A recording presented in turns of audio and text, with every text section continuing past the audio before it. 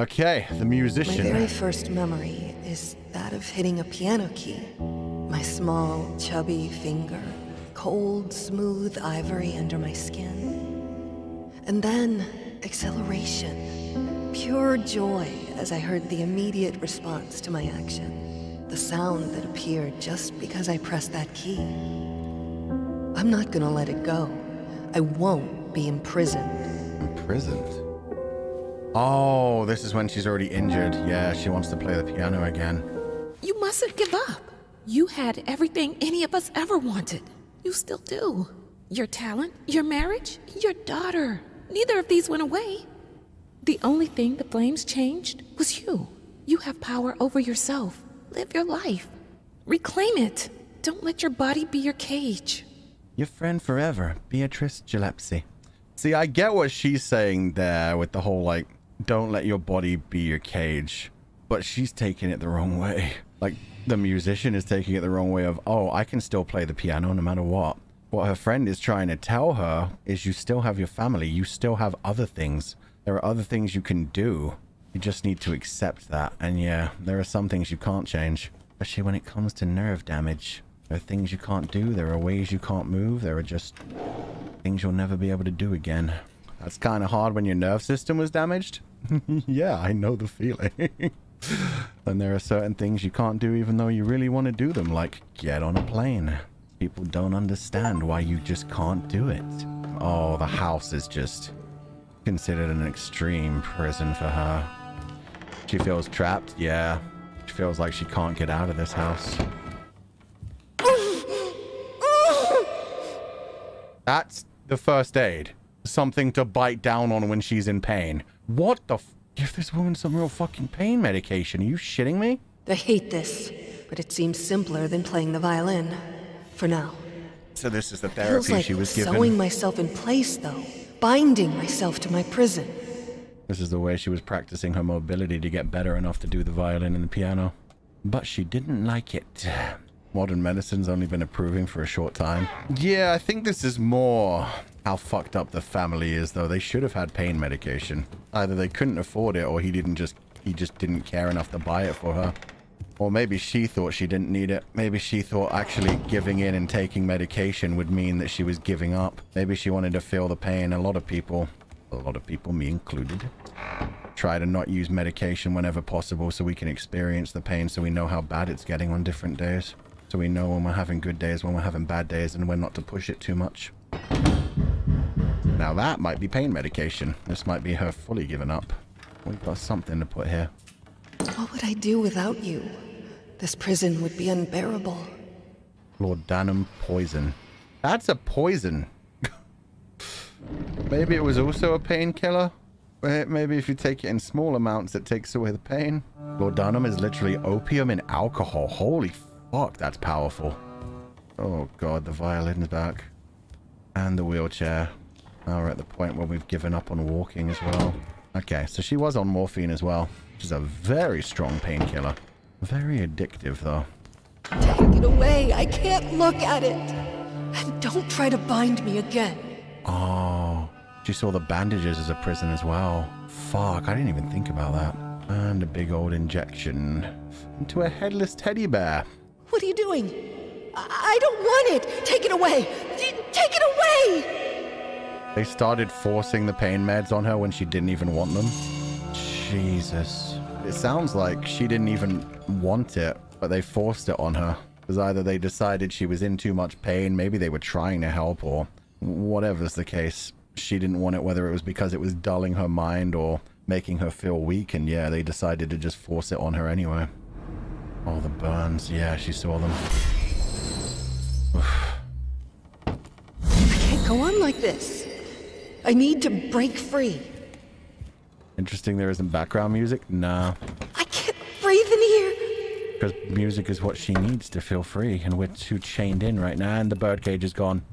And everything's getting smaller every time I spin. Claustrophobic cry. Fair. Those are bird wings.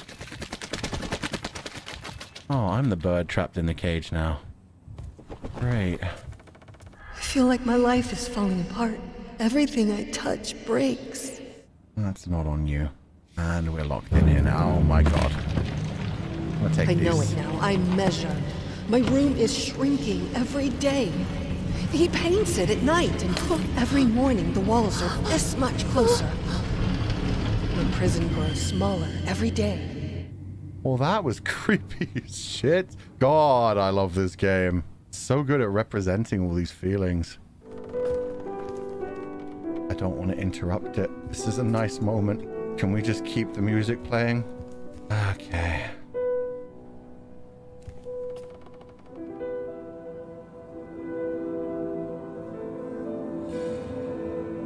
Yeah, she definitely can't move her baby finger properly.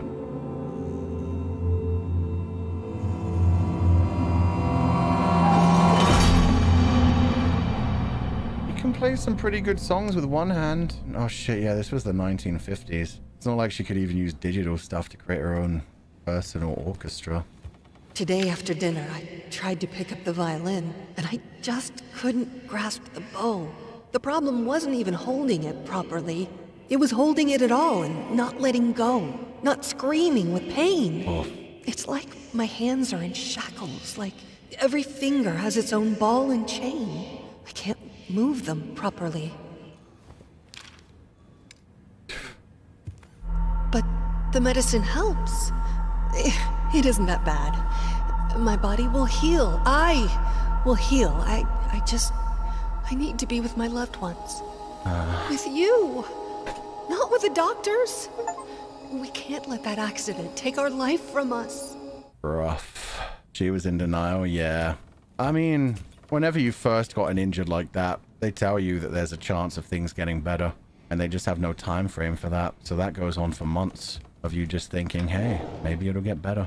Maybe I will get stronger, maybe I'll fix. And for someone like her whose whole life was built around music, I mean, she said even in her first childhood memory is playing a note.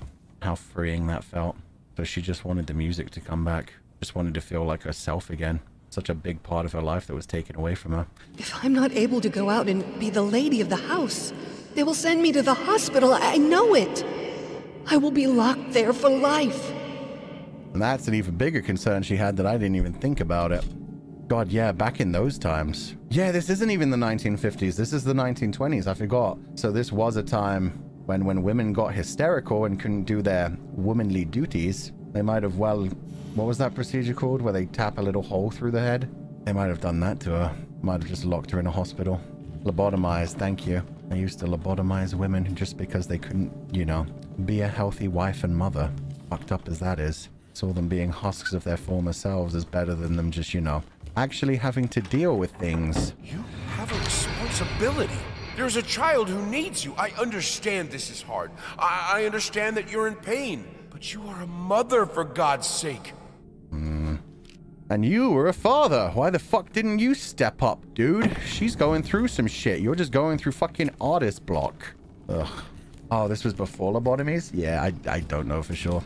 I couldn't tell what the times were. But yeah, this is definitely set in the 1920s at this point. I don't know what you should do, but I know this. Your husband is a grown man who swore to love you, honor you, comfort you, and keep you in sickness and in health. You know the damage the flames do better than anyone. Don't set yourself on fire to keep him warm. Good fucking line. Your friend forever, Beatrice Gillespie. Don't set yourself on fire to keep him warm. That's a really good line. The general idea of don't damage yourself to help someone else. Take care of yourself. Look after yourself. I need books. I need them to stop being me. I can't stand being me. Why is this game hitting at me so much today? Oh, God. Escaping into books, tending to live in them. Good uncoded game. This part, definitely. Can I have to. I have to get it back. I have to learn to write again. That must have been so painful. She certainly started writing again, but with how scribbly-scrabbly it was. How much pain she was in just holding a violin thing. Yeah, the fine movements must have been harsh.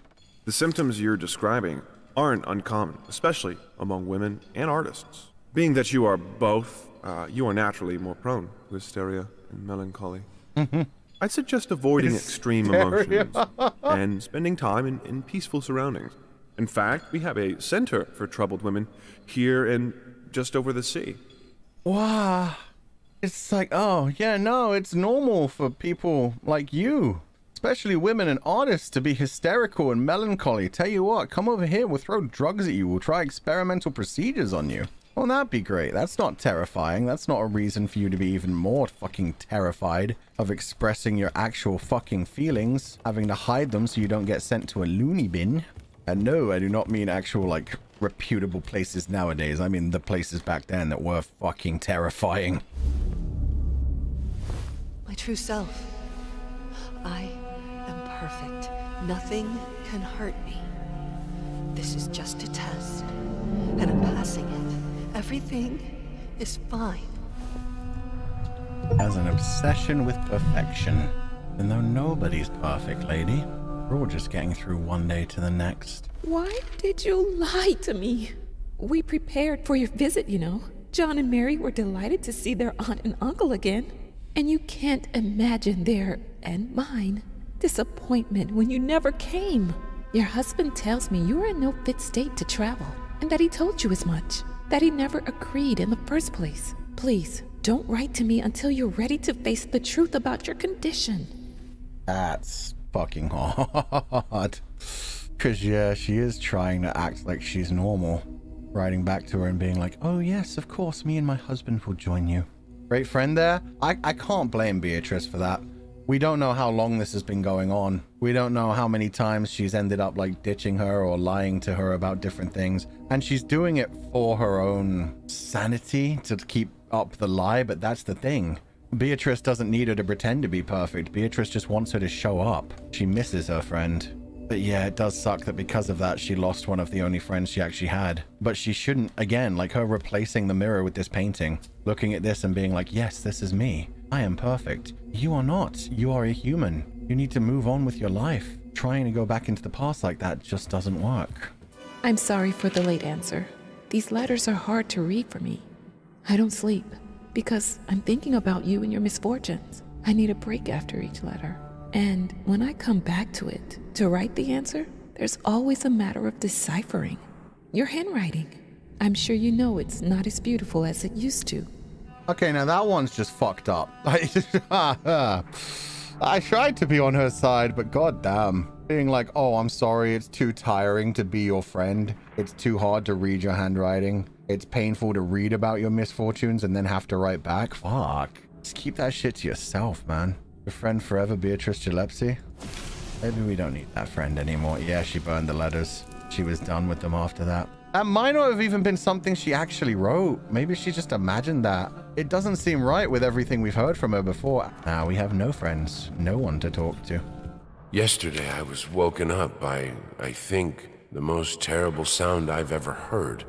Like a sick cat being slowly strangled. It took me a long time to realize it was the violin. What a dick. She picked it up and tried to play. I think there's no coming back for her. Fantastic. Why did you have to write this down? And there goes the violin. What a lovely husband. This is her whole world crashing down to the point where she had nothing left. It's a good thing we understand depression and psychological illness so much better now. Wonder where this leads. Well, they want me to go down, but there's a different path up. Shit. That's so mean. It's, yeah, again, very representative. Sometimes it feels like there's a way out and you start to go on the route and it leads to nothing. There is no way up. We only go further dark. We spiral down to the darkness and the depression. The whole world started to give up on her and it's a mirror again. No more painting to hide behind. I don't think you fully understand your condition. You have been in a terrible accident and you are, to be honest, lucky to be alive. Not to mention writing letters, demanding of your body to come back to normal. To be healthy is like demanding a broken mirror to fix itself. You're doing great progress and you're healing, but I'm afraid things won't be back to normal. No doctor on earth can make the pain go away. I'm truly sorry to tell you that, but you will have to learn to live with it. yeah, at some point you just have to come to accept a new normal. Like a broken mirror, can't be repaired anymore.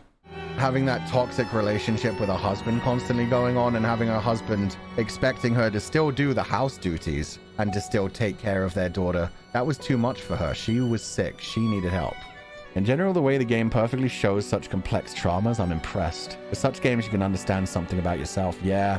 I mean, this one in particular, the musician story, really connected with me quite a bit. Like, I felt a lot of that was saying. And it was interesting seeing people's reactions in chat as well to the different things. Like, I saw some people react really negatively as well to when the doctor told her, hey, you're never gonna get better.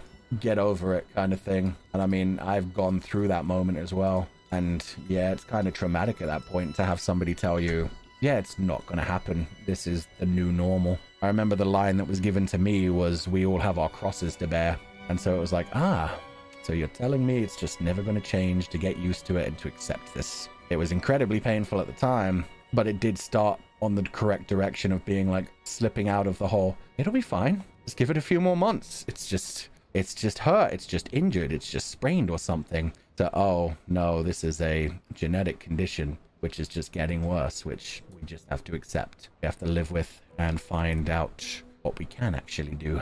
So yeah, that kind of shit. So I can get why people would say that that was like a very rude thing to say, because it is, bedside manner is important. There are definitely better ways to put that, but it is something that you need to hear at some point and start to accept and start to move forward from. If doctors just keep telling you the whole like, oh, we'll do more tests and, oh, we don't know yet, we'll keep looking, then yeah, you're just trapped in a spiral for ages. When you actually start to understand things, that starts to help.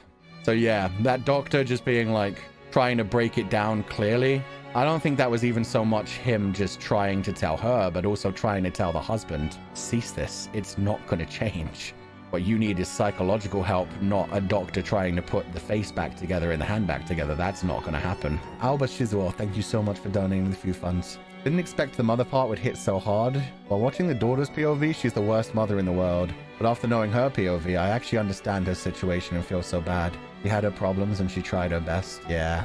I like how they did that as well. They showed that she had good days and she had bad days. She had days where she did her best to teach her daughter piano and just teaching her basic melodies. And it was just the fact that some days she was in so much pain, she was just lashing out at everyone around her. And also the fact that a child doesn't really understand that. Like when she was talking about her own child asking her, what's wrong with you? Why are you crying, mommy? When she doesn't know why she's crying. And asking her things like, what's wrong with your face? Are you going to get better? When are you going to be able to play music again, mommy? Shit like that. It would just keep twisting the knife.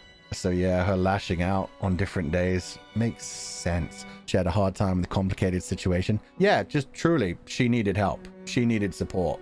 And in that time period, they didn't have the support. Even nowadays, a lot of people find it hard to find that support. This is like a depressing story, but it's one of those ones where it's like, it's sad, but it's fun to interpret. And it's like deep trauma, but like the entertaining kind where it's like, oh, that's horrible. But now it makes me feel a bit like more, like I feel more like because of that, this kind of story would help you be a bit more understanding to other people in that situation. That kind of moment of like, oh, somebody just treated me like shit, but maybe they're not a horrible person. Maybe they're just having a bad day. Maybe they're fucked up in their own thing and I should just take a step back and just accept that and let it roll off of me. It has nothing to do with me and it shouldn't affect me. Rather than that, I just hope they get better, kind of thing. He was a very complicated character.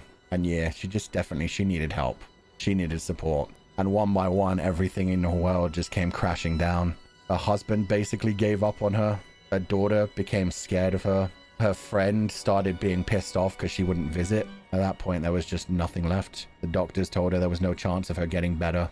She just needed to accept that, and she couldn't accept that. It is nice to see stories like this to help us work through some of our own stuff as well. Be able to like share bits of that and to see like there are people out there who kind of like get it, who kind of like understand beyond just the basic level of things. I found that one was written really well. Don't light yourself on fire to keep others warm. Like that's such a good way. Like we give so much of ourselves to other people, and it sucks when they're in the type of relationship, whether it's like a friendship, a work thing, or an actual like romantic relationship, when you give way more than the other half, when you go like the full 9 yards to take care of someone, and then in your time of need, oh, they're too busy. They've got too much work to do. They have other things. This is your responsibility. You should take care of yourself. So yeah. Do not burn yourselves to keep others warm or to keep others in the light. Make sure you take care of yourself as well. Just don't set yourself on fire. Maybe set your enemies on fire. Then you'll be warm and you'll get a fun show. That's bad advice. Maybe just set a fire in a fireplace. It is hard. It's an everyday thing where you just have to keep telling yourself, just keep going, just keep moving forward.